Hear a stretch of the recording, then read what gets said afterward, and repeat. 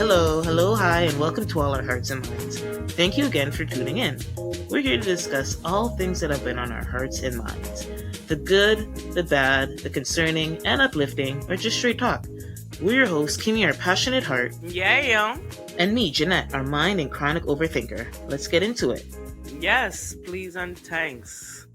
Okay, so we're here for another episode. We wanted to make sure we got a new one in. We got one that posted up last week, and we want to make sure we're getting a little bit more consistent for our loyal listeners.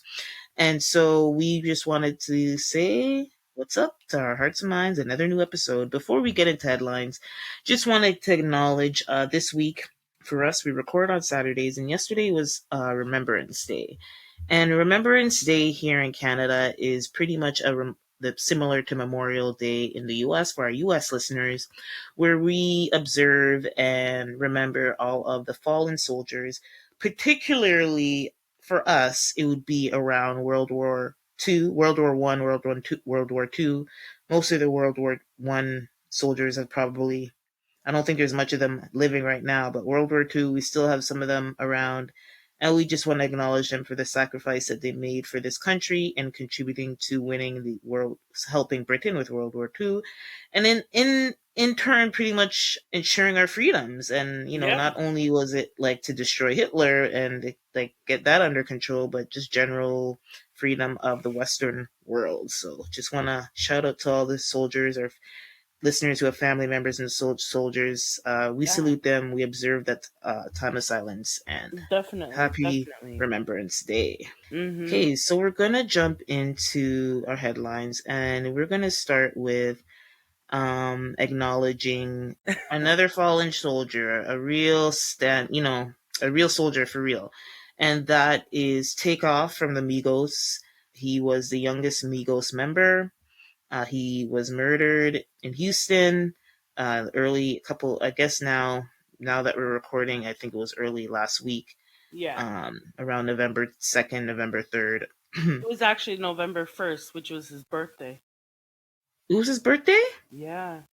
Whoa, okay. So, yeah, he passed away November 1st, and he was shot and killed at a private party in Houston, Texas. The medical examiner has said that the manner of death, it was clearly a homicide, and he died of gunshot wounds to the head and the torso. Multiple wounds, they said, were the cause of his death. Many other people in the area were injured, but he was the only one who unfortunately lost his life. And we're going to talk more about this in our Lot of Mercy segment, but that's a headline. Everybody's talking about it, and a lot of conversations are happening, and we just want to start by just saying RIP. They're still developing. They haven't caught the suspects, so it's a story that's developing, and we'll be keeping an eye, but it's a real sad one, and we'll get more into that into our segment in our segment section. So RIP to him. Next, we have an update on Miss Brittany Griner. We've been talking about her, and we're not going to stop talking about her until we get, she's back. And we don't know now. It's. I hate to say it, but it's gotten even more dire. I thought it would get better. Biden and all of them were in talks, and they're publicizing everything. And unfortunately, it's gone from really bad to absolute worse, in which now Brittany is being moved from moving our people. They might move our boat on our own. It's not a good thing. Bad enough you're in prison, but now you're going to a prison colony, and God knows what's going to happen there. Like, I watched The Handmaid's Tale, and it's not a good thing. Being moved around. Colony, that means you're putting you to work. That means free labor. It's not good. I don't think it's a good thing. And they said, so Griner has been in the Russian prison system for more than 8 months now. I think it was, we were talking about it last time when it's February. I believe it was February of this year that she got caught and all this stuff. And they recently convicted her for 9 years. And this is crazy. And the White House release has said that and released a statement. So the White House press secretary Karine Jean-Pierre said that the U.S. is unwavering in attempts to free Griner and other detained Americans. She added that President Biden has ordered his administration to swiftly prevail on her Russian captors to improve her treatment and the conditions she may be forced to endure in a penal colony.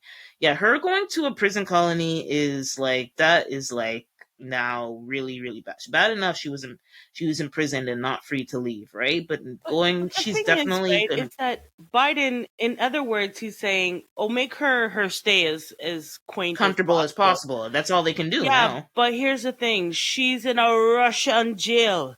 Mm, You understand? Then a business about comfort. mm-hmm. And Yep. your idea of comfortable and their idea of comfortable could be very different. Yeah, it's true. So, really and truly, we need to bring her on home. That's what we need to do. We need to bring her back because at this point, Yeah, it's her pretty bad. moving about the place is not a good thing. See, so far, the people that she knows of in the jail that she's been in, she knows the guards, she Mm-hmm. knows the people know her. Yeah. Now she's a moving target now. She a Mm. moving target. And going So, to a colony, like where's this right? colony? Is it going to be in this very cold And place? Is it? why do we have a prison colony? Like Yeah, why well, all of it that? Like, doesn't um sound good to me. doesn't sound good to me. That's what I'm saying, right? It's a whole like when we put colony on that, it just doesn't seem good. But you know what? Prayers up for her. And Yeah, one thing I will say is that her wife hasn't stopped.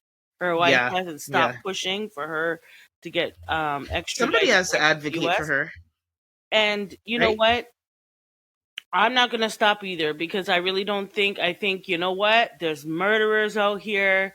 There's people doing worse in a war. You Hmm. understand? So to have her over there for a cartridge, really? I'm sorry. It's just too much. It's too much. And now we're transferring her and all of this. It's not a good thing. Yeah, it's pretty bad. Okay, so prayers up for Brittany. I don't know this, but like as we said, we're gonna keep on seeing this.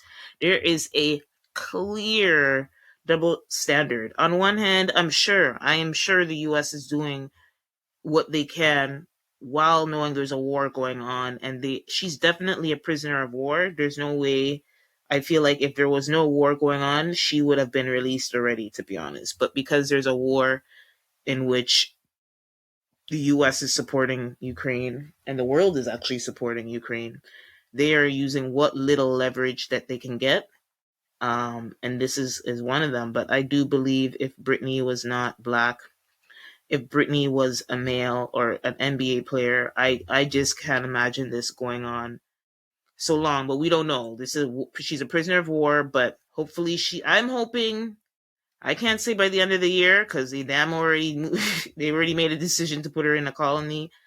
But I hope all we can hope by next year, the Yeah. same time next year that she went into jail, that she's out. But it's not looking good if they're sending her to a colony. So, but I'll move on. Prayers up to Miss Brittany Griner and her Yes. family. Next, we're gonna talk about. Okay, this is everywhere. We can't not talk about this.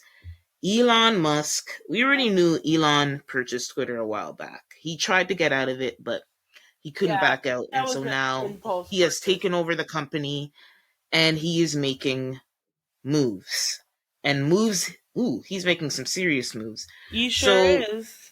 Hmm. it's been very chaotic. It's been very chaotic, but the main thing, two things I want to bring up is he wants to implement, or he has, I think, pretty much implemented a subscription, a pay for subscription, and the subscription goes right now is for um, to get your blue check to be verified.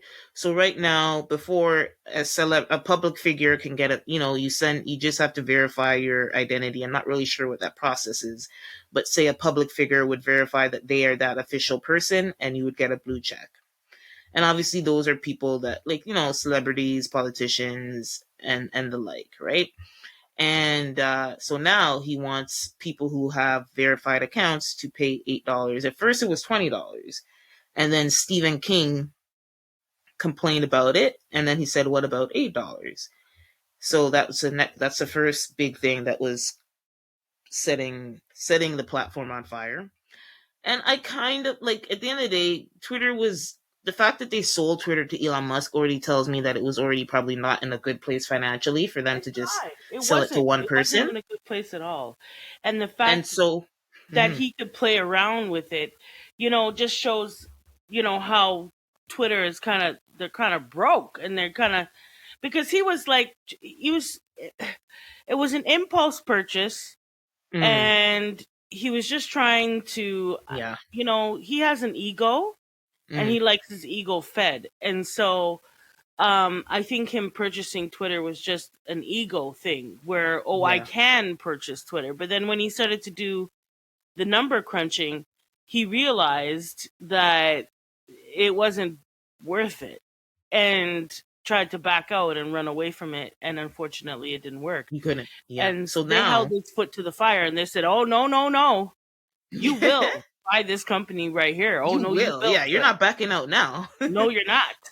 And so, and so he released a statement, and I won't read it verbatim, but he said we have bills to pay. And so I think about 70% of Twitter's revenue is advertising, which, yeah, usually most social media, their revenue is coming from advertising, right? But if, and it's brand advertising and Right? not performance based advertising. And more as we go into an economic downturn and a recession, more and more advertisers are going to be more focused on performance, like actual performance, and not just spent like brand stuff. Like brand is like more expensive, and it's not as, the return on investment is not as much. I'm talking in advertising speak, but that's what it is, right?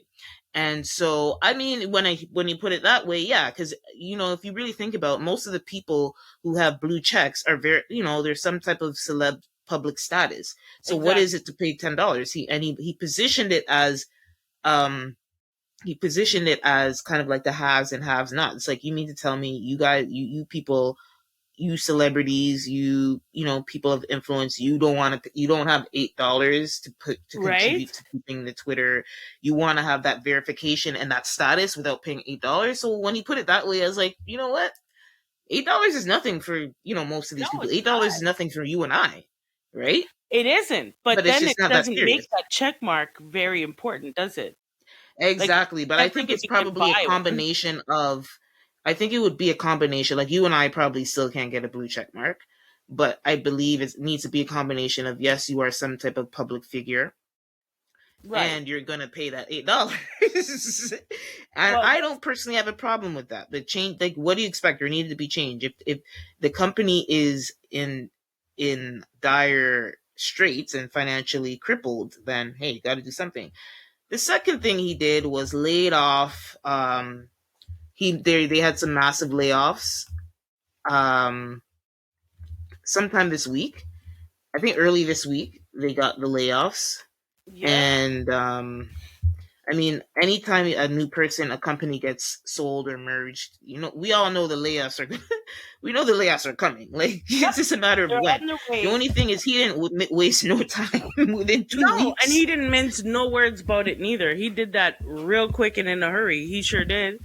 He wasn't playing. He's like, all right, you're going to make me buy this company? No worries. All y'all's gone. Bye. Deuces. You know, that's interesting. It's very interesting He that he decided to buy Twitter. Very interesting. So pretty much, so they went from 7,500 workers to 30, and so about 37%. So almost, call it almost 50%, 40 to 37%? 50%. That's a lot. Um, That's yeah, a that's a lot. lot. We're laid off. That's a huge cut. Damn. Yeah, that's Woo. like a you're cleaning house type thing. You know what I mean? Like, you're really Yeah, cleaning. and well, yeah, based on the finan. Well, again, we only seen he's only hinted at the financials, but it's not good. So that's why it's like, okay, shit, I took over this company. I need to like cut off all the, as you said, uh, dead weight. Well, that's usually what happens when a company takes over. Is that, first they try to, they'll look at the budget, and they'll look at the financing, and they'll look at how much money is coming in and out and all of that, and then they start eliminating people's jobs. Yeah. You So know, about 50%. Yeah, that's a Fifty lot. percent were laid off. I saw another article where they said that some of them were called back. Which, if I was having an internal conversation with some coworkers, and we're like, "Would you go back?" I'm like, honestly, they got a good package. Like, if I wasn't struggling or I didn't have kids to feed, I couldn't go back. Like, that's just me personally. I But probably wouldn't go back either, huh? because it's like, how do you just cut What'd me you off say? like that? Like, you know what I mean? You buy a company and then Yeah. you just dash me away. So it's like, I don't know if I would want to go back.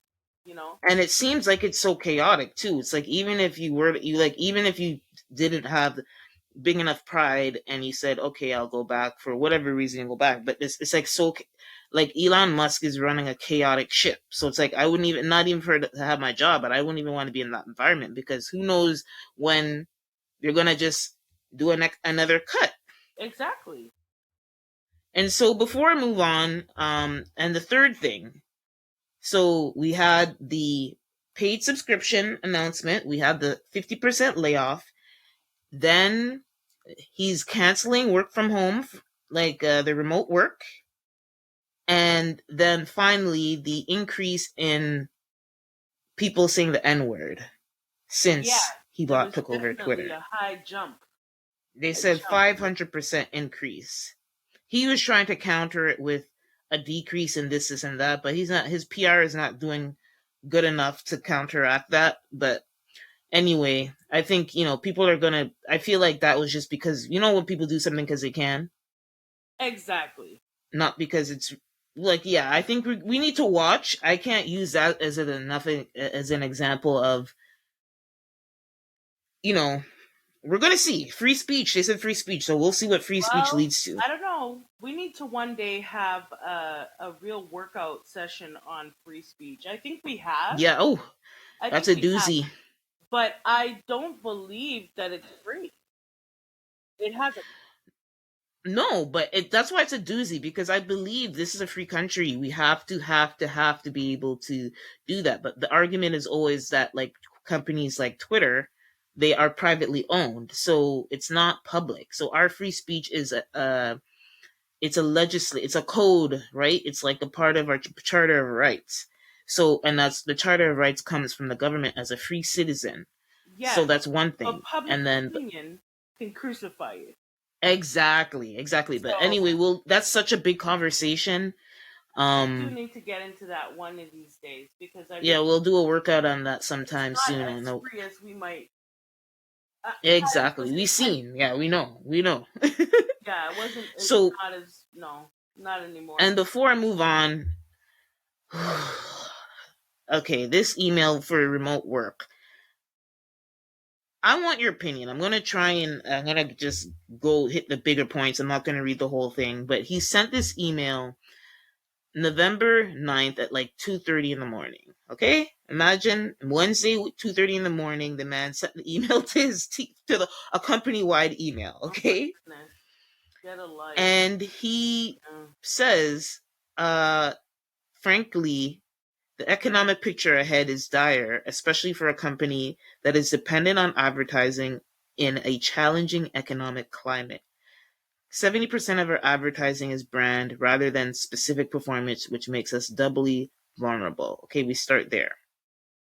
Then he talks about the subscriptions, blah, blah, blah. And then he says, okay, this is where I know it was crushing. He says that we are also changing Twitter policy such that remote work is no longer allowed unless you have a specific exception. Managers will send the exception list to me for review and approval. What CEO wants to look at all those approvals? Thank That's my you. little It's two time for cents. that. And he says, starting tomorrow, Thursday, everyone is required to be in the office for a minimum of 40 hours a week. Whoa. Wow. Obviously, if you are physically unable to travel to an office or have a critical personal obligation, then your absence is understandable. So I'm gonna leave it there. There was more, but y'all can read it. But that was the main blow, which I'm sure. Who can you imagine? No, that went in How would you cold. He like went to in say? Did cold. he Like, lost his mind? Was he drinking last night or something? Why is he sending this to us? Um, for me personally, um, the world has changed quite a bit, and the work and life balance needs to exist. I think that's what this pandemic showed us, is that we have to have a work life balance, and being able to stay home, it gives us that balance. So for him to want to try to come along and screw with that, I think he's gonna get himself into some hot water. So For you sure. might want to tread lightly there, Yilson. You might want to just, like, take your time with that. I think it would be better for him to integrate, Some hybrid model. a hybrid model, definitely, with the intention of becoming fully integrated back into the office life. But I think to just literally buy this company the other day, and then all of a sudden want to make all these demands on the employees, I think you're gonna, you might want to tread lightly. This is not building a car. This is not electronics. You're dealing with people. You know what I Hmm. mean? And people that you want to work for you. Can they be replaced? Yeah, they could be replaced. Sure, they can. But any company that goes through such a change and then turns around and wants to do all of this with employees, Hmm. you're leaving yourself vulnerable, because you really need to turn a profit soon in order for this to make sense. So I don't know. I think he's being hasty. Um, and you know, there's ways to go about this without having to be so dramatic. I think myself, but hey, maybe I'm wrong. I mean, that's the way the world used to be. Remember, Yeah. we all used to go in 5 days a week. That's the way it used to be. So I don't know. Maybe I don't know. For me, I think he's just doing this all the wrong way. Mm. Um, but he crosses me as the type of person that is not, like, he's not people friend, like he's not a people Yeah, person. he's admitted that he's like autistic, so they don't get read social cues. They're not good with social cues. Right? Yeah, exactly. And I think he's very absent minded. I don't think it's gonna go over well. It's not gonna go Mm. over well. I think he's Okay, gonna have a lot so of pushback. we'll see where this goes, if he runs it into the ground or if he brings it back to life, because Well, this will this be is the real controversial. test. I mean, he We'll can move. definitely bring it to life, because there's lots of people out there who are just dying to use the N word. Mm. And so maybe those people, the platform will appeal to them. We'll see. We'll see if those are the type of people that can Yeah, but that keep that Twitter doesn't afloat. make good business after a while. You know what I mean? Yeah, I don't think so. It doesn't make Anyway, just a quick. So I'll move on. I was going to talk about Meta, or is Mark Zuckerberg laying off another? He laid off a good chunk, of 13% of their staff. A lot of local Facebook, Toronto-based Facebook workers are out of work right now, and I think they piggybacked off this. But maybe we can have a bigger discussion about that next week. But anybody who was employed by Meta, a heart goes out to you. Keep your Well, I head up. found out though, like, hasn't their stock, Facebook stocks, hasn't it, like, plummeted? Like, from what I've heard, Yeah, no, they've been dealing with a lot this past year. They've been dealing with a lot this so past year. I could see that happening in that case. Yeah, But yeah, we should definitely talk more about that later, another next time. week. Yeah, hopefully when more stuff comes out. So we'll quickly move on to music news, and then we'll get into our first segment. So, who the big drop of the season? Drizzy, Aubrey, famously known as Drake, and 21 Savage released their collab album "Her Loss." And controversy is left, right, and center. I feel like they couldn't have asked for a better rollout. They're getting so Right? much publicity, negative or not. It's Yes, it publicity was is so on publicity. purpose. Yeah. It's on purpose. This is on purpose. Yeah, especially the cheating. Maybe, yeah. And so, okay, so they dropped the album.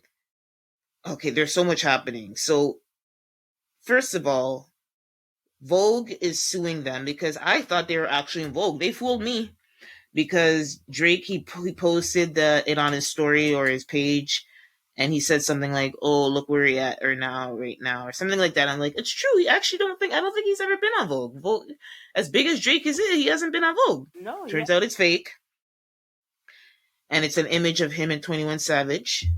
And so he's being sued. I believe it's for about $4 or $5 million because Vogue is saying they caused confusion for Vogue subscribers. They thought that was an actual real thing. And you know what? That's their property, intellectual property. They have a right to sue. So, I mean, hey, I get it. You want to protect your business? Go ahead. Isn't Drake's team smarter than this? Like, I'm sorry. I just feel it's a little ridiculous. Like Drake's team should be smarter than this and should have told him, I don't know if we should use that image. Like where's the guy, in the back row to say, I don't know if we should do that. I don't know if that's gonna, turn out well using the image of Vogue. I don't know. That could be a copyright issue. You know what I mean? Like, I just don't understand how this is even happening at the level of Drake. Like, I could understand. They did a few fake like publicity things. So Vogue was the only one that sued them.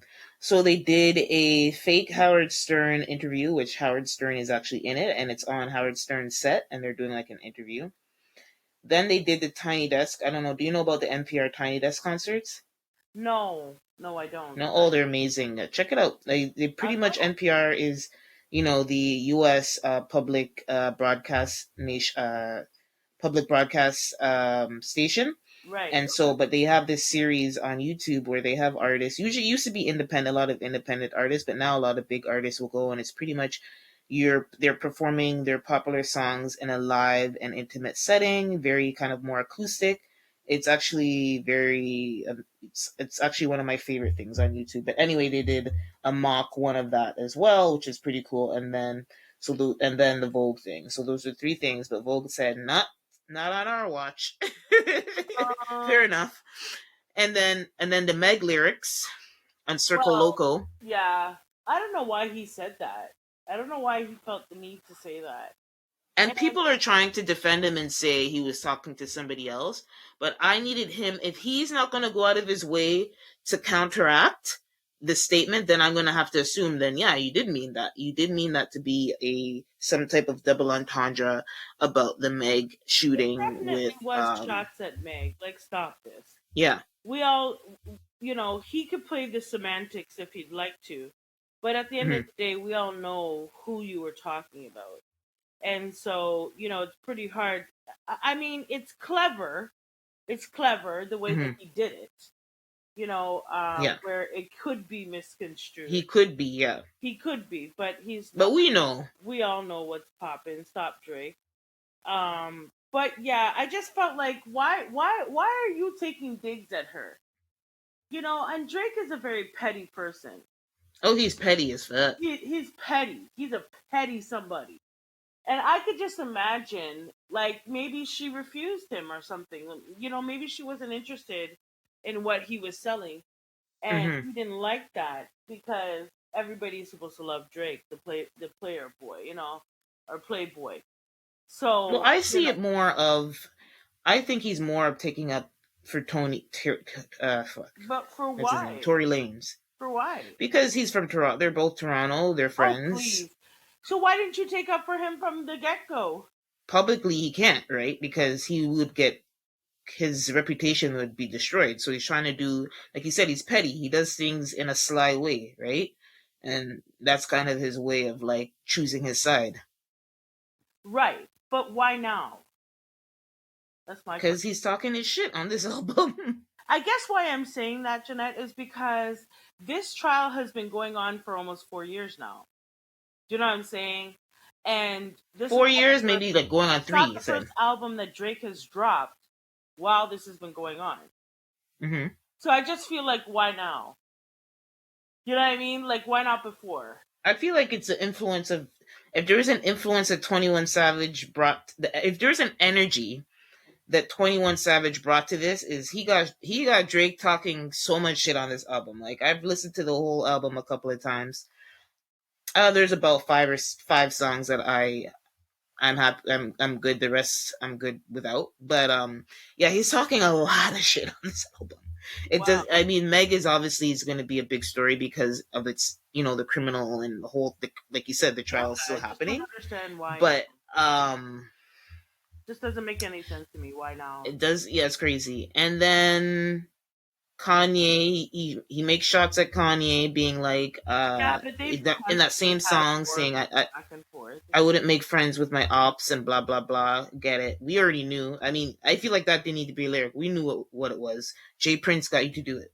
We got it. Sure did. And then he talks about Serena's husband calling him a, what did he call him? He called him a A fan. groupie. He's a groupie A groupie or for something his like that. wife Which, and his I mean, if your daughter. husband isn't your groupie, then what is he there for? Like, Well, that's the thing, is that I don't think Drake would even understand this. yeah, Like, he wouldn't. you don't understand where Alexis, which is her husband, is coming from. He doesn't. He's happy to do this.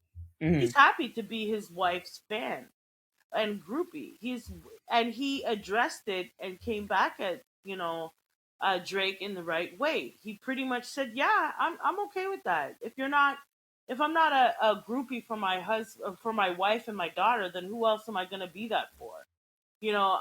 And I'm a proud groupie. Call me whatever you want.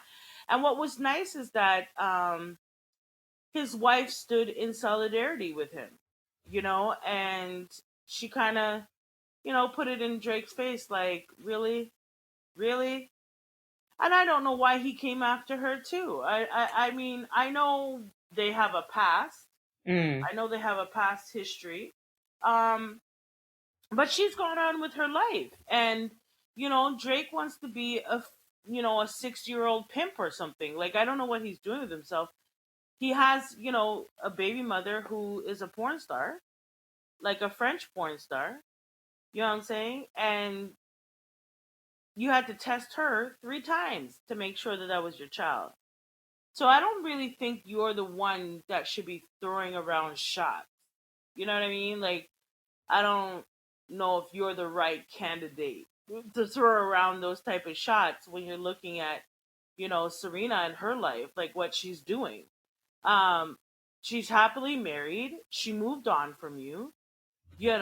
I feel like you should just be one with that idea and stop throwing shots at her husband, because it doesn't phase him. It's tacky.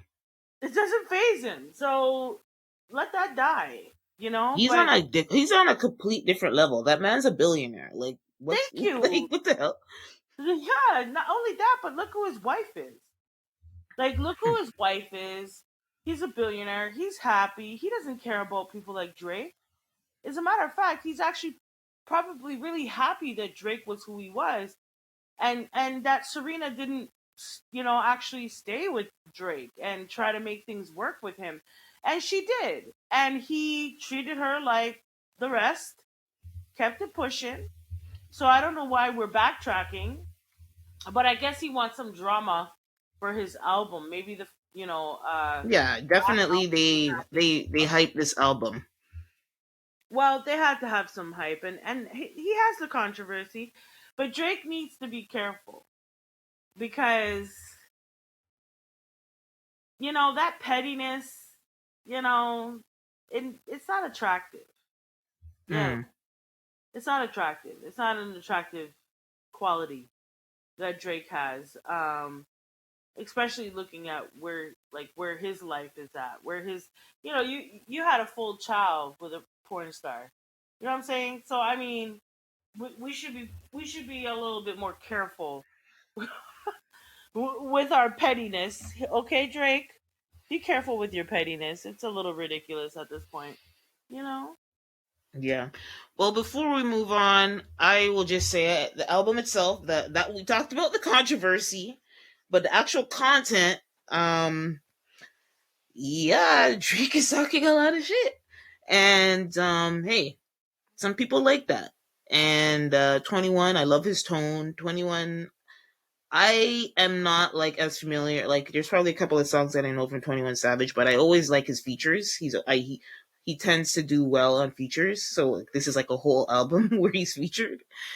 So I'll just give my highlights, and we'll move on into our first segment for the day. So Her Loss, my standout, and it's funny because Drake sounds kind of sassy and spicy and juicy Right? because on Rich Flex, because it sounds a little bit, I don't know, it sounds away. Let me not say, I'm not judging, but it just sounds a little spicy because he's like, the hook is like he's saying 21, can you say something for me, something something something, do a little Rich Flex for me, and it's kind of like a little spicy, I don't know, a little saucy, I don't know.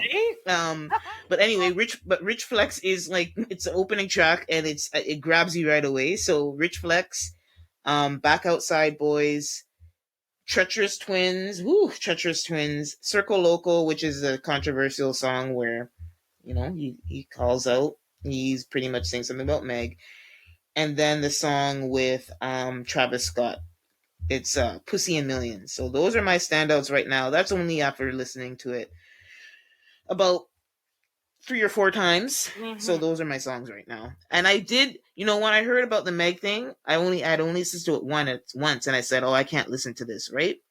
But then I found out there's a sample on the song, where there's another song on the album where 21 Savage says something about Stallion. I can't remember the song that she sampled on. So she's making money. So she's making money off of this album getting played, and that made me feel okay to go back and play it some more. I don't know. I was conflicted, but I did listen to it about 4 times. And there are 4 songs that I'm going back to repeatedly. Mm-mm. I don't know. But anyway, Anyways, uh we'll see. Are you gonna listen to it? I'm gonna, I've heard a few songs off of it already, and I'll Yeah. take a listen just because I want to support, a fellow Toronto when Okay. you say that shit. But anyway, Okay, we'll talk offline, but when you listen to it, let me know what you think. I will definitely, definitely. Okay, so now we're gonna go into Lot of Mercy.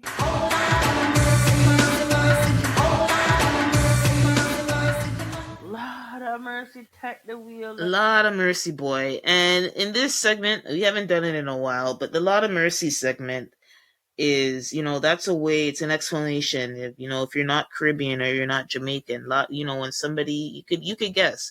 It's a kind of news where you just say, Lord, have mercy. And Lord please, Jesus, take the wheel, take control. It's news that it's out of this world, and you feel like there needs to be a divine intervention. And so right? we're going to be talking about, like I mentioned, the murder and post murder conversation that has happened since Migos member Takeoff was murdered. Mm-hmm. Takeoff, his real name is, he's an interesting name, Kershnik Ball. Krishnik, yeah. So there's been so much conversation, and it hurt. This one, losing, obviously celebrity death, because it's, celebrity culture and just the nature of it. It always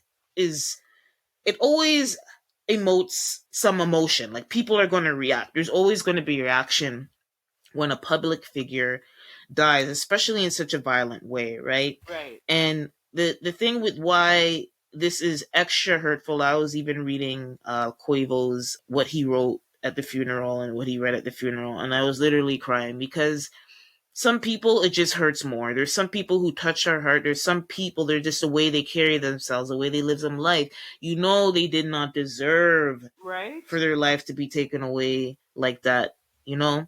And Right. so, like I mentioned, he was murdered while he was at a private party in Houston. I think he was playing dice or playing with a group of people, and there was some kerfuffle. I think some people, the rumor is that the kerfuffle or the drama with amongst the people that he was hanging around started before, and he was just trying to kind of calm the situation down and got hit in the crossfire.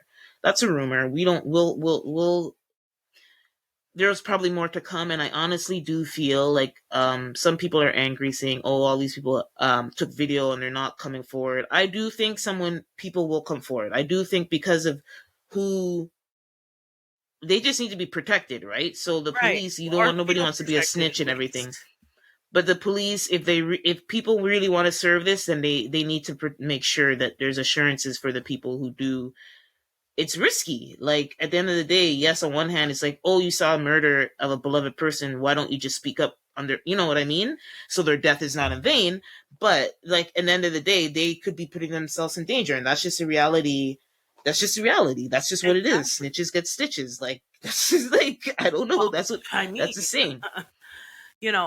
but what I did want, so one of the rumors that I heard was that this kind of started with Quavo, and that Takeoff Mm. was kind of coming to Quavo's defense, Mm-hmm. seeing that their uncle and nephew, is it uncle and Yeah. nephew or uncle and cousin? Yep. Yep. Uncle and nephew. And, he was doing what he thought he should do to side with his family. Mm-hmm. And I'm hearing that Quavo is really, really broken up over this because Oh yeah. he does feel like it's partially his fault. Um, Mm-hmm. but what I want us to do, with this loss, is look at why. You know, why were they out? There's some real demonic energy in the air. Mm. And why were they out so late? Why did they go to that dice game? Why did they, Yeah, you you're know, too big to be doing that shit. like, this is what I'm trying to say. Like, we're not Mm-hmm. talking about the regular schmegular guy, that's a fry cook. No, we're talking about, you're worth millions and millions of dollars. You're a Mm. celebrity figure. Um, with all that said, it really doesn't make a difference. His life is lost. Oh yeah. And, you know, it's going to be hard. It's going to be really hard. But I think, if the community really does mean what they say, and a consensus is everybody's really broken up over this, and a lot of people are taking it really hard, Yes. because he wasn't a problematic celebrity. He was a very Mm-hmm. quiet, reserved, in the cut kind of guy, and Mm-hmm. not really trying to cause any trouble. uh, when you think about it, in their career as the Amigos, there wasn't a lot to say about him in terms of him in the news and doing this, that, and the other. He's kind of stayed to himself, so people can relate to a guy like that. We've all seen guys like that when you go out to a party or when you're at an after hours party. They're just really chill people that are just in the cut, just chilling, axing, and relaxing and vibing. That's it. That's all. And for him to get shot the way that he was, and from what I saw of the videotaping, this guy was like the shooter. That Mm-hmm. is a cold-blooded murderer. Mm-mm. What did you Because see? I didn't. I they can't. I from avoided it. the images, because I've been keeping up with this, and the different images, because there's Mm-hmm. different people who have recorded, and you'll see different recordings from different Yeah. angles, and Mm-hmm. the shooter literally came up to him, grabbed him by his neck, and shot him in the side of his head. Oh damn! So he was the actual target. This is close range. You understand? Damn. So he was in the mix and in the fray, and the guy literally just came along, grabbed him, shot him in the side of the head, and then to make sure that he was dead. That seems like a hit. this is what I was trying to I didn't know. say. That seems like a hit. When we were talking about it offline or off the air, I was saying to Hmm. you that this just doesn't feel right. This doesn't feel right. I mean, seeing any young black man die never feels right, but this Hmm. particular situation doesn't feel right. They were just letting out, just Quavo and Takeoff were, their album just dropped Yeah, they just dropped an album about 2 weeks before his murder. 2 weeks before this. Yeah, that doesn't sit well. Also, with the continuous death of black rappers, black men, male rappers, is just on a new like rise, and it's quite scary, because I'm starting to think that there's an agenda behind all these black rappers dying. Like there's an Mm. agenda that maybe in the forefront we're not looking at it because we're thinking of the life that has been lost. But are these record execs, are they putting hits on people's heads and things? Like, I'm not trying to come with no conspiracy theory, but like, really now, like, this is a, it's almost like it's a trend to kill a black rapper, because every Mm. every other minute you're seeing one of them die. So yeah, the way that this all went down, it didn't seem right. Like it seemed like this was a hit. This was definitely, he was a marked target, and I think that they went with Takeoff because it would hit home for a lot more people than if versus someone like Quavo, I don't know, who is but very why I wanted to charismatic. bring up the Sorry. yeah. No, sorry. Finish. No, well, the reason why I think that is because he's the guy that's in the cut. Do you know how many mans them are like that? You don't even know they're in a room. So, but Quavo's personality is very out there, you know. And I, I hate to do this because really and truly, a life is a life, right? Mhm. And no one is more valuable than the other. But I feel as though to really hit home with this whole rappers and killing rappers, you hit the one that would least expect, because Hmm. it resonates with people differently. I don't know why, but it does. You know, look how many young men have been killed. But now Takeoffs is a big woo. Do you see what I'm trying to say here, Jeanette? Like, Yeah, yeah. um, there's been so many young black men who are rappers who were killed in the last 6 months. But all of a sudden, Takeoff gets killed this way. And it has literally touched a lot of people who you would never suspect. So I don't know. For me, my spidey senses is up, and I feel like there's something not right around here. So something not Hmm. right there, man. Um, and I particularly wanted to put it in this particular segment because, Lord Jesus, you have to take the wheel, yeah. Because these young men out here, they're just trying to feed their families. They're trying to find a way, out of poverty, a way to express themselves, a way to make some money, and they're just dying left, right, and center. And this is a representation of that. And, from the angles that I saw, he was very much not in the mix. But when he Yeah, felt like his family was at risk or something was going to pop up with his family, he was there and he was ready.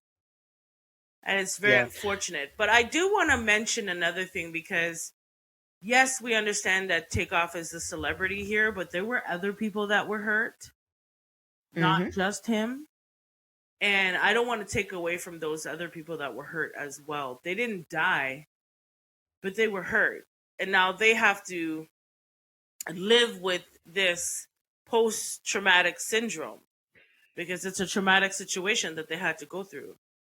Um, and but I will say one thing that's most important is that Takeoff, you're going up to the Lord.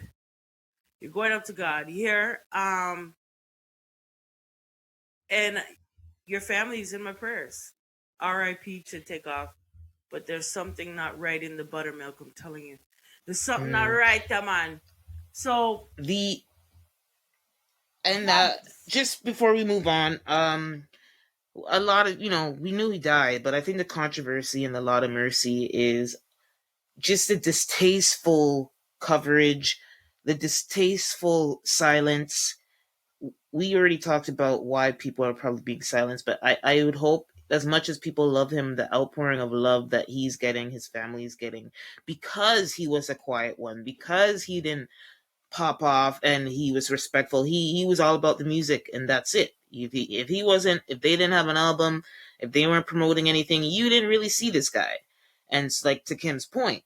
So it's just been, I hope, my hope is that somebody will come forward, because if there's no somebody who didn't deserve to die that way, it was Takeoff. And the distasteful, there was many videos that were going out put from people's phones, but the fact that TMZ, we know TMZ has no autopsy, TMZ has no proof. They posted Takeoff's dead body when reporting his murder, and the question on Twitter was, would they do the same for a white country artist? Or would they be more respectful? Where does the impulse to film and post a lifeless dead black body come from? Maybe this is why black death has become normalized. I personally don't think if it wasn't a white artist, they would post that. I mean, TMZ is pretty notorious for being, they don't have any class. But I have to wonder. I don't know. We've never seen a white artist die like this. So that's another problem. A lot of mercy in the Well, community. The fact you that, don't though. You don't. yeah, we don't know. The crowd, but again, I feel my theory is more in, Because it would always is be that, covered up, Jeanette. mhm, See, that's the thing. It's not that they don't happen, they just happen in different ways. They're not on the street gunning each other down, but they are overdosing. They are passed out drunk, in a hotel room. That is other artists that are dying. It's covered up. You're never going to hear them shot in the street. You're mhm, just not going to hear that. Um, it's all when you look at music. I mean, it's there. You'll see it. Over time, everything is covered up, or it's made where it's like we're supposed to accept it for what it is, mhm. and move on. Like if you look at what's his name, Jerry Lee Lewis. Jerry Lee Lewis married his 13-year-old cousin. Oh Lord, yep. Okay, 13-year-old Elvis married a cousin. 13-year-old woman, girl, Okay, girl. he was grown, like he was, early 20s. So, but we don't. You don't. It's not putting your face. It's not putting your face. You know. What's it? Jagger. What's his name? I forgot his full name now. Mick Jagger. Mick Jagger. Mhm. He's been on drugs since like the early Damn. 70s. Like, Those are the kind of people that they need to stay on drugs. If they stop drugs, yeah, man, they die. them kill over. But we don't hear about them, right? But it's not that it's not happening. It's happening, and they're Mhm. dying in different ways, but they're being covered up. Ours is being pushed to the forefront. It's being pushed into your face. And from the time when George Floyd died like that, it Yes. Hmm. became because our society, we try to um desensitize people to things, right? Especially the media. So when you start to see a black man die literally live in front of you, right? That's the first shock. the first trauma, and then it starts to become normal Hmm. because your brain has already processed all of that, and so it becomes normal. Here's what I would like to say as a black person when it comes to this situation. If you're going to record it, then you should have no problems talking about it. If you can sit there and record this man dying, you should be the Right? first one at the police station. That's great. Period. So if you have no If qualms, you're bold enough to post it, then this one me. Not only so you're bright enough to whip out the camera, press record, watch the man die, okay, and then post it. So if you're bright enough to do all of that, you should be the first one at that precinct. You should be the first one talking to the police because you have no qualms. You don't mind.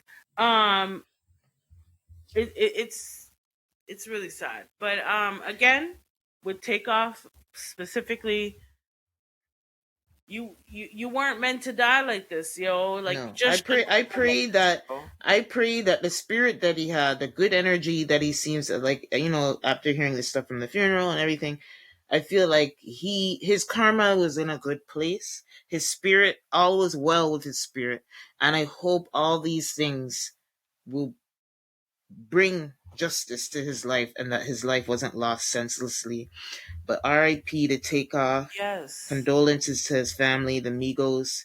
As much as, I gave Migos some shit a little bit, but I have recently come to terms that they actually were game changers. Kind of even like Future. I hate to give Future his flowers, but Future was a game changer. They were game changers, Yeah, they and were. I'm Definitely. here finding out that Takeoff was a big part of that. And so I hope they can come together. I'm sure this will bring whatever was going on internally where Offset kind of went on his own and these two went on their own. I think, unfortunately, tragedies like this, they bring families and loved ones together, and I hope, there's some resolution to whatever their issue was. But rest well, Takeoff. Yes. And Okay, so with yes, go that ahead. being said, you know, um, we need to do better as black people. We do, especially for one I another. agree. For one another, you know. Hmm. Yeah. And I hope that that's what his death will trigger us doing better for each other. Hopefully. But let's move on, and we're gonna move on into the call outs. It's a call Everybody should be familiar with this segment because this is where, me and Jeanette, we put each other in the hot seat. And I'm really in the hot seat this week because I don't have no damn question. But we're gonna I work can with start it. if you don't. We're gonna work with Or it. if you don't have one, that's okay. We could just go with mine. We'll go with yours. And if I Hmm. think of one in the meantime, Yeah. we might just do that. But this is where we put each other in the hot seat and ask each other questions that we have to answer. You just gotta answer. It doesn't matter if you're stumped. You gotta answer Hmm. it. So let's go with your question first. So go ahead. So, what is a. So, I got a good one. I was inspired by another interview or podcast I was listening to. And it was actually something I was thinking about recently as well. And then when I heard it again, I was like, oh, we have to talk about this. So, question is, what is a song that you liked or loved that hasn't aged well? That And has not. there's a few, but here's a quintessential one. Here's a damn one, and that is Aaliyah's Age Ain't Nothing But a Number. Knowing everything that we know about her and R. Kelly, and I always thought the song was kind of inappropriate because for as long as I've known, it wasn't too long after Aaliyah came out. I was a kid, but people were saying that her and R. Kelly were married, and I was like, what? So, but it just hasn't aged well. Another one is no scrubs, only because it says a scrub is a son, and he's always what does it say? A scrub is a guy who's Who not thinks he who's fly? acts Who yes, acts always like he's dressed fly. like a Always buster? known as a buster, right? And the chorus is something about sitting in the passenger side of his best side, friend's ride, right? Right. And although the tune still goes, the song is still it makes you move and thing, right? But the thing is, nowadays everybody could fake it, right? Well, that's the thing. Nowadays, with social media, especially with social media, you could put up a whole front, but the Yeah. song itself still goes. But I'm just saying, like, I don't want no scrub. Well, you're gonna get a scrub. Like you just think like How do you know the you have? scrubs are very clever now. The scrubs are clever now. They're not sitting in their best friend's ride. They're Well, sitting in that's a the rental. thing, Like, right? I feel like you just put that shit on blast. Like you told the scrub how they're identified. You know what I yeah. So mean? they knew how to course correct. And then finally, okay, so both of us are Jamaican. We have Jamaican background and Jamaican upbringing, and we know dancehall, early '90s dancehall was Yeah. whew, problematic. Right? It's still kind of problematic, but in terms of things where we can't get away with now is like the intense homophobia. There's so many songs, but a big one is Buju. Yeah. Boom bye bye in a bleep man head. Lord Jesus, you can't even bother sing that You nowadays. can't even sing it because I think that song is even banned on all streaming services and stuff. Right? So we know why. But is there a song that comes to mind for you that back in the day we were jamming, we were going, but it just didn't age well, whether it's just not appropriate or it just doesn't sound good. Like it's just Well, not a good speaking of song. reggae specifically, you remember that I forgot who sang the song. I'm not good with names, Hmm. folks. I'm sorry. I'm just not. Hmm. But you know the song oh gosh. La la la la long la long long Na na long. na na na na na na na. Yes, I know the I'm gonna song. I make can't you remember the sweat. name. Sweat till you can't sweat no more. Sweat, yeah. And you cry. I'm gonna stick it some Sing it some more. more. That didn't go over well. That can't do well now. Not with the Me Too movement. I'm sorry, bro. That can't work. But that's one song that comes to mind. Um, like right off the rip. Hmm. Uh, yeah. Let me think. There was Okay. one song that I liked that I felt from Aaliyah that didn't, Hmm. which was like her hit song. Hmm. Back, forth and Back forth. and forth. Yeah. Back, back. And the only reason why is because it had R. Kelly in it. And I feel like all of that Mm. now with the climate that we're in and we know where he's at, It's tainted everything. Yeah. it just messed it all up. And if we want to talk in general songs, I mean, Hmm. every song that that man has had as a hit could Hmm. be questionable. you know, Except I believe no, I but can even that, fly. break that down to would you be, you believe you could fly, or were you taking, you know, were you taking, or, what would make you think you could fly? Percocet? Mm. Uh, God. you know what I'm saying? So, Mhm. but all of his music, to be quite honest. And you know what's sad is that he did have some really good bops. He really did have some bops. No, he did. Listen, he did a love song album. Um, like kind of nearing where he started to quiet down, that is so beautiful. It's like it has some of the most beautiful music, and if there's anything I miss listening to him, as much as he's had so many crazy hits and R&B bumping ground, this song is like classic 60s R&B type of just classic love songs, and that's what I really miss. It's a classic. I actually let me see if I see it. Is I wonder if I search R. Kelly. Wait, he's here. He's on Spotify.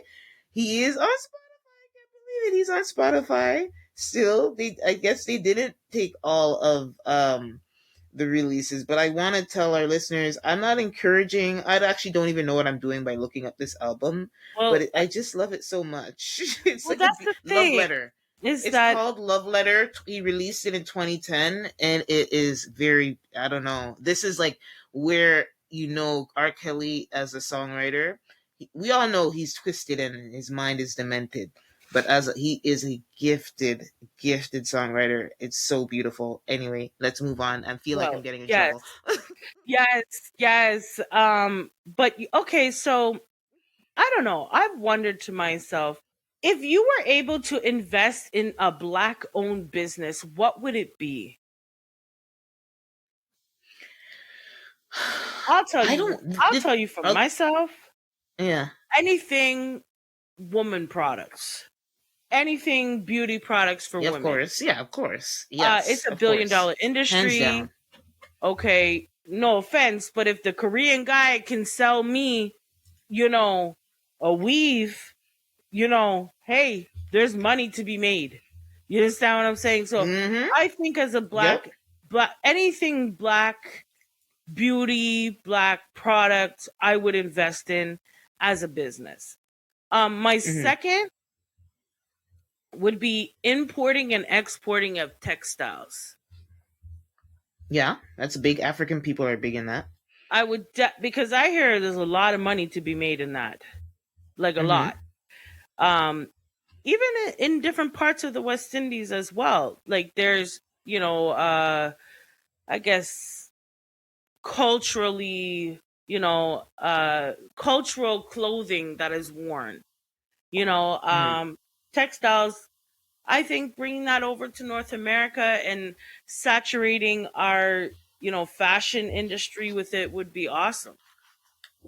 But Mm-hmm. yeah, so that's something I would invest in. What's something that you would invest in? And black owned business only.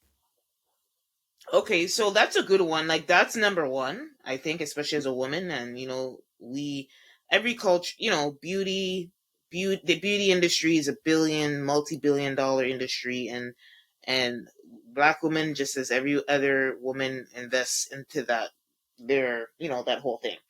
So now that's number one. But to choose something different, I would actually, we're going to talk about this in our workout, but I would really like to invest here. Well, you're going by investment, but here's something that I want to grow, and it is a growing thing for the black community, is Hmm. travel experiences. So companies that cater, that do whether it's group tours, curated travel experiences. Excuse me. There are a few that exist, and because I'm on the spot, I can't like pull them up and share. Although maybe I will when we talk about we get ready for our next segment.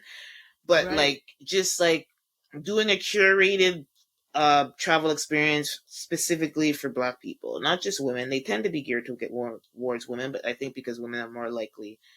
Black women Yeah. are just more likely to go that, but I think if we, just as much as we were pushing and encouraging Black women to travel more, whether it's solo or in groups, we could do that with men too. And I think it's a growing thing. Yeah. It's happening more and more. I've seen campaigns pushing that, so I know that there's an investment. Companies know that that's a growing market. So yeah, it would be in a curated, any type of catered black travel experience that the business they create, whether any from food to tours to complete vacations, anything around that, I would invest in that. Okay. All right. Well, you see, I did come up with something at the last moment, but you know, um, The we're gonna move on into the workout. And this is workout. where we work out our hearts and exercise our mental fitness. We do deep dive discussions on issues that are impacting our culture. And so, one topic that we are going to discuss this week is, why is it important to reset or to take a break from our regular day to day hustle and bustle? And so, we wanted to discuss this week because Jeanette actually did a little bit of traveling, and the pictures that I saw, of where she went, I was just like, really? I need to be there. I need to go. I need to just take a trip. And it's important that we reset because there are so many things that are going on in our world right now that keep us bogged down, that keep us from exploring our world, and things that make us happy, and things that can help our minds to stabilize. And Hmm. so, how we're going to talk about this specifically is talking about resetting and recentering. How do we do that? How do you do that? Seeing that you just went on a trip, I think I'm going to start with you on that, and I'll probably take lead after that. So, how do you do Hmm. that? How do you reset, Jeanette? How do you reset? There's many ways, and I think travel is just one, but it's not the only way because sometimes the finances travel, is sometimes you need to invest. There are cost efficient ways to do it, but sometimes you just can't get away. Whether it's family, kids, or just reason logistically, it's just hard.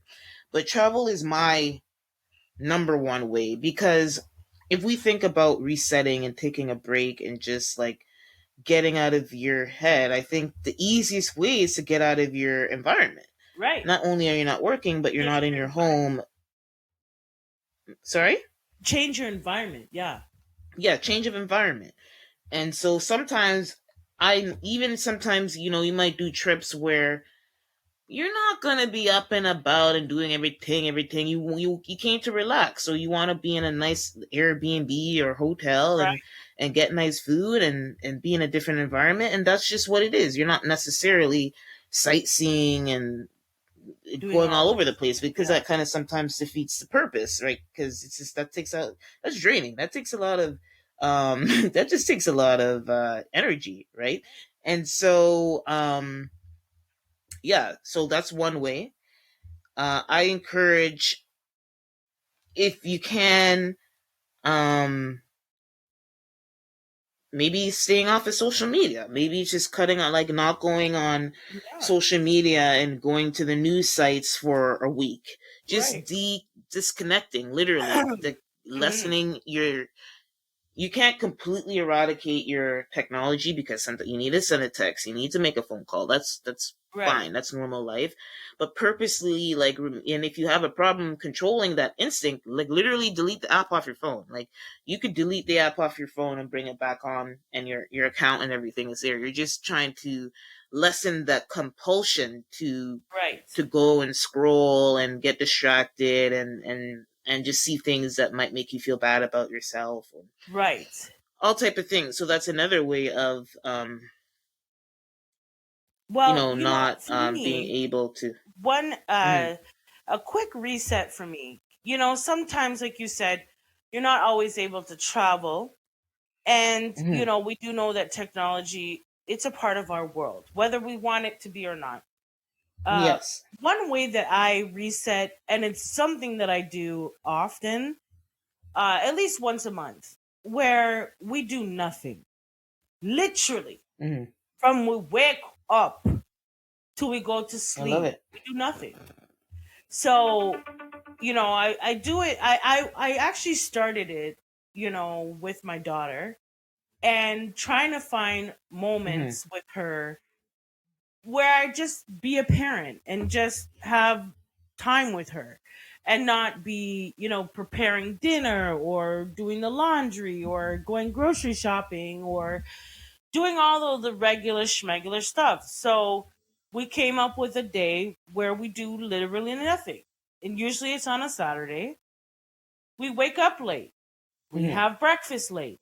Hmm. We sit around and we watch movies or we play games, or sometimes I'll, you know, uh, make bracelets with her out of beads and stuff like that, and arts and crafts and stuff like Hmm. that, where,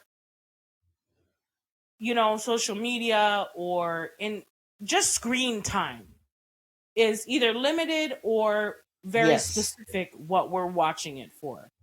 And I find that sometimes a quick day like that, like a Saturday, the Sunday I seem to have more energy, or I seem to have um when I do converse, I'm like, yeah, like, I have a different attitude, or a different, just being able to have downtime.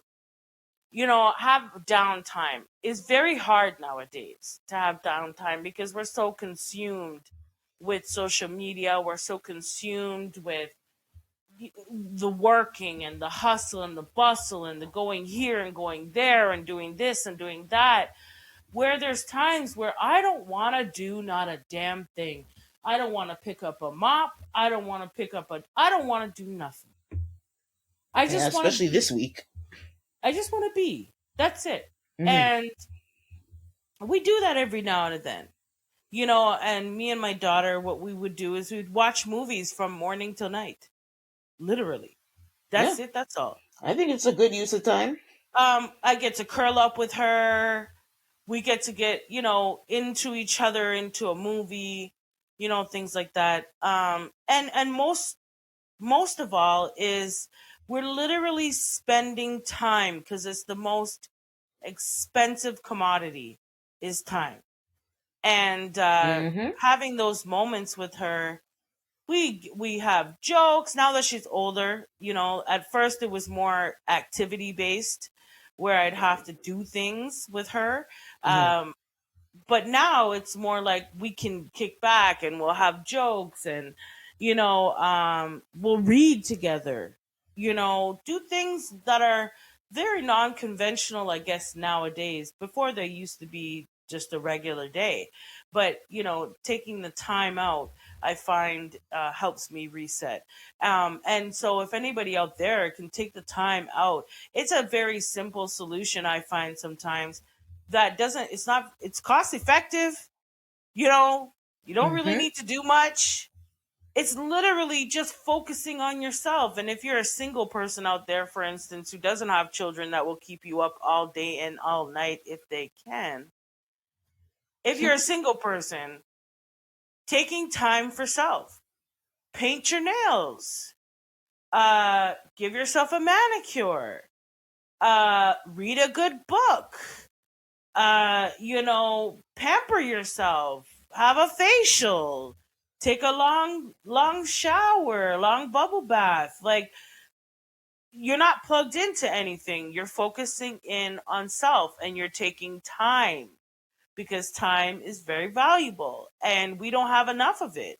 And for ourselves, at least, and so, um yeah, I think that those ways are, very quick and inexpensive ways to kind of, time out and recenter yourself and reset yourself for the next day or the next week. Um, Exactly. yeah, but And then I before, also before, find going to church yeah. helps me.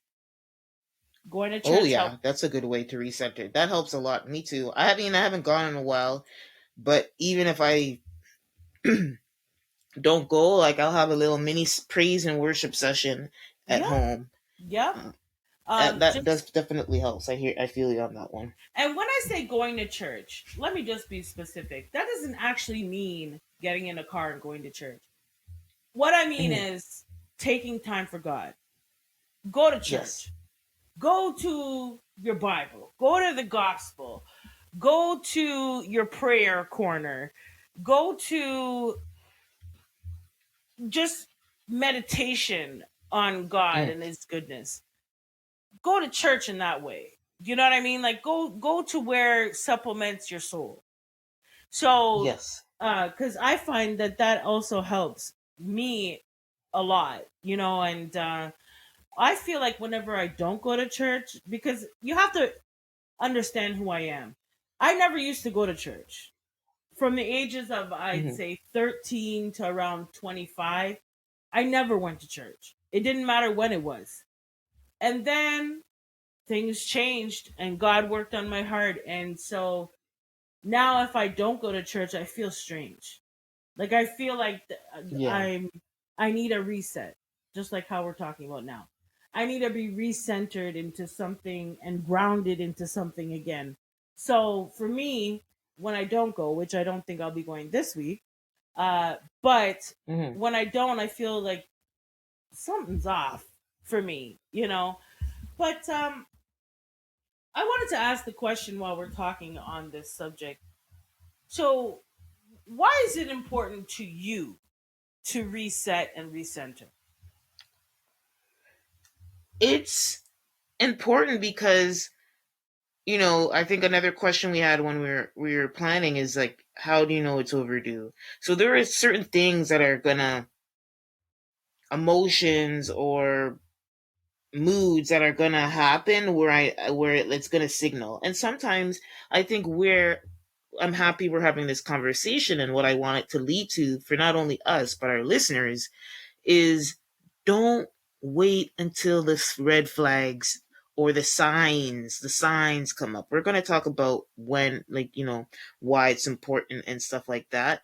But I think why it's important is because it starts your stress or just everyday wear and tear, the mundane, the routine Hmm. gets to you. It just does. We're humans, and we need to break out of monotony. Is not in routine is it's there for a reason, but it also can get to us.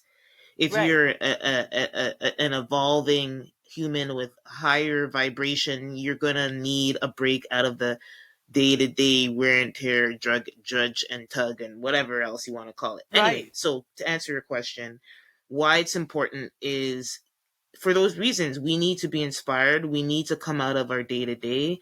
We need to be motivated. And I think it's hard to be motivated and find inspiration and just appreciate and just have a moment to actually appreciate, you know what? I work hard. I'm thankful for what I have, whether it's job, my family, whatever you consider to be a blessing in your life. I want to enjoy it. And it's hard right. to enjoy when you get up every day and you're on this routine that Every it's day necessary, but it's like, I need long. to come out of it. It's like you're on a hamster wheel. You know the hamster wheel? We look at a hamster going around in a wheel and you're like, how the hell is he finding joy in that? Well, something Right, in their brain where they can do that and not cause an issue. Our brains are not wired that way, and we need to jump off the hamster wheel for every once in a while before we go bloody crazy. well, with the I don't hamster, want to say I it, want but to ask the question. So, how do you yeah. know when it's time to Hmm. recenter yourself? How do you know? Like, what are some triggers for you where you're Okay, like, so how do nah, I know? I could tell you it's time. It's like I just have this feeling of like not appreciating and not finding.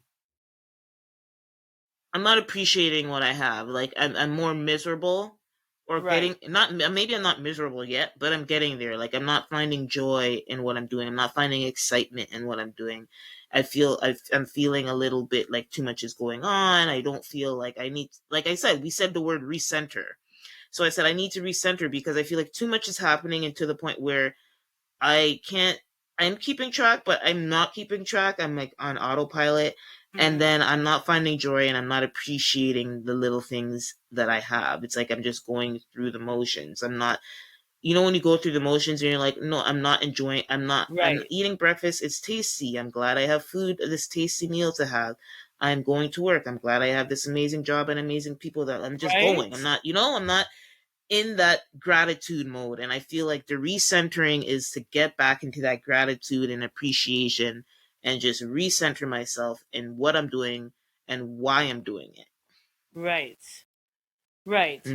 What about For you? me, I notice that when I start to get too stressed out, and what that means for me is because my life is kind of chaotic. Yeah. When you have a young child, I find that your life is always chaotic for some Mm. particular reason. And then it triples Mm-hmm. off, like, till they get to teenagehood. But when I get too overloaded, when I feel like Mm-hmm. I need to leave, like I need to get out of here, Yeah. like You're like, can I disappear I for a need to get minute? the hell up out of this place. I just want to go. Like, there's been times when Mm-hmm. before child where I literally got in my Mm-hmm. car and would just go on the 401 and drive. Just Mm-hmm. drive. I had nowhere back There you then, go. gas prices were reasonable. But I would just get in my car and I would just drive. Literally. Yeah. Sometimes And I you would weren't get paying close rent to back then either. London. Sometimes I would get, Hmm. like I would just drive, not knowing where I'm Yeah, going that's a good or one. exactly how to get Hmm. there or where there is. Hmm. But I would just drive. And whenever I started to feel like I need a change of scenery or Yes. I need to stop doing something because it's too much Yeah. for me at that time. Like it's putting me over the edge. You know, Hmm. whenever I commit to something, I like to fulfill it. So if I do feel overwhelmed with a new task that I've put on the registrar, then it's those moments where I'm like, okay, you need to decompress and come back Mm. and do what you need to get done. But for the most part, that feeling of I need to get out of here. Like I need to just get up out of here.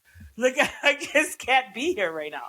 Like I need to walk away. I need to take a walk. I don't. I just can't be here right now. So when I feel like that is when I feel, you know what, Kim, you're feeling anxious. You're feeling overwhelmed. Yes. Yeah. Yeah. Yeah. And so you need Yes. to take a chill pill. You need to, I don't know, have a movie day like I usually do once a month. Or, just go on a trip. Or, sometimes reading a really good book.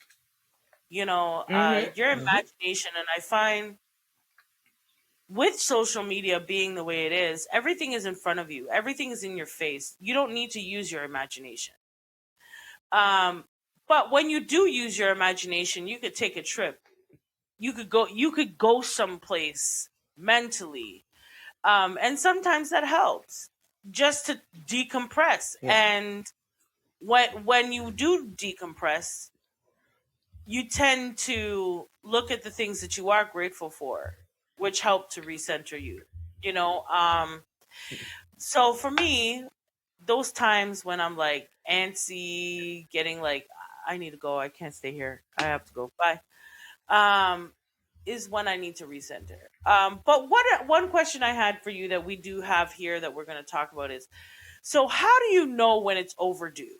How do you know when you need to go and do it like yesterday? Like this should I have think happened. we kind of answered. I think that was like that's kind of like we kind of fell into that answer, and like you said, you feel stressed, or I feel like I'm just going. I'm on the hamster wheel. That's how I know it's overdue when I get there. So the goal should be to before you get that feeling of stress.